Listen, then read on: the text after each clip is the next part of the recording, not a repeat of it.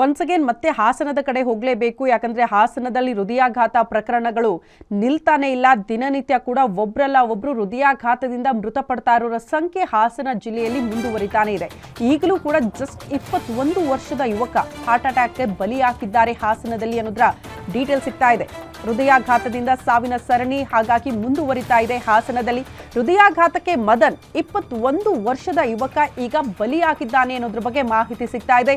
But ಬಹುತೇಕರು ಹೇಳ್ತಾ ಇರೋದಪ್ಪ, social ಮೀಡಿಯಾದಲ್ಲೂ ಸಖತ್ ವೈರಲ್ ಆಗ್ತಾ ಇರೋದು ಅಂದ್ರೆ ಕೋವಿಡ್ ಲಸಿಕೆ ಅದಕ್ಕೆ ಕಾರಣ ಆಗಿ ಹೋಗಿದೆಯಾ, ಸಿಎಂ ಕೂಡ ಮಾತನ್ನ ಹೇಳ್ಬಿಟ್ಟಿದ್ದಾರೆ ಅನ್ನೋ ಕಾರಣಕ್ಕೆ ಬಹುತೇಕರಲ್ಲಿ ಆತಂಕ ಶುರುವಾಗ್ಬಿಟ್ಟಿದೆ. ಬಟ್ ಬಹಳ ಸ್ಪಷ್ಟವಾಗಿ ತಜ್ಞರು ಹೇಳ್ತಾ ಇರೋದು ಕೋವಿಡ್ ಲಸಿಕೆ ಕಾರಣ ಅಲ್ವೇ ಅಲ್ಲ ಅಂತ.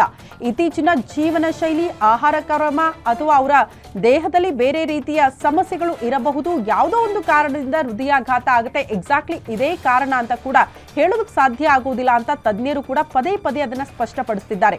ಆದ್ರೆ ಒಂದಂತೂ ಬಹಳ ಸ್ಪಷ್ಟ, ಜನರಲ್ಲಿ ಆತಂಕ ಇರೋದು, ಆತಂಕ ಮೂಡಿಸಿರೋದು ಕೋವಿಡ್ ಲಸಿಕೆ ಪಡ್ಕೊಂಡಿದ್ದೀವಿ, ಹಾಗಾದ್ರೆ ಅದಕ್ಕೆ ಹೃದಯಾಘಾತ ಆಗ್ತಾ ಇದೆಯಾ? ಯಾಕಂದ್ರೆ ರಾಜ್ಯದ ಮುಖ್ಯಮಂತ್ರಿಗಳೇ ಅಂಥದ್ದೊಂದು ಅನುಮಾನ ವ್ಯಕ್ತಪಡಿಸಿದಾಗ ಜನಸಾಮಾನ್ಯರು ಕೂಡ ಸಹಜವಾಗಿ ಆತಂಕಕ್ಕೊಳಗಾಗ್ತಾರೆ.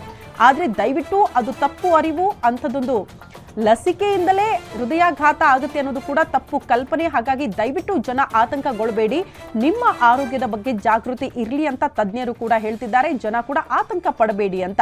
ಬಹುತೇಕರು ಈಗ ಆಸ್ಪತ್ರೆಗಳಿಗೆಲ್ಲ ದೌಡಾಯಿಸ್ತಿದ್ದಾರೆ. ಹೆಲ್ತ್ ಚೆಕಪ್ ಮಾಡಿಸ್ಕೊಳ್ಬೇಕಪ್ಪ, ಹಾರ್ಟ್ ಚೆಕಪ್ ಮಾಡಿಸ್ಕೊಳ್ಳೋಣ, ಯಾಕೆ ಬೇಕು, ಯಾವ ಕ್ಷಣಕ್ಕೆ ಏನಾಗ್ತಾ ಇದೆ ಗೊತ್ತಾಗ್ತಾ ಇಲ್ಲ ಅನ್ನುವಂಥ ಆತಂಕ. ಬಟ್ ಹಾಗೆ ಮಾಡಬೇಡಿ ಅಂತ ಸ್ವತಃ ತಜ್ಞರೇ ಹೇಳ್ತಿದ್ದಾರೆ.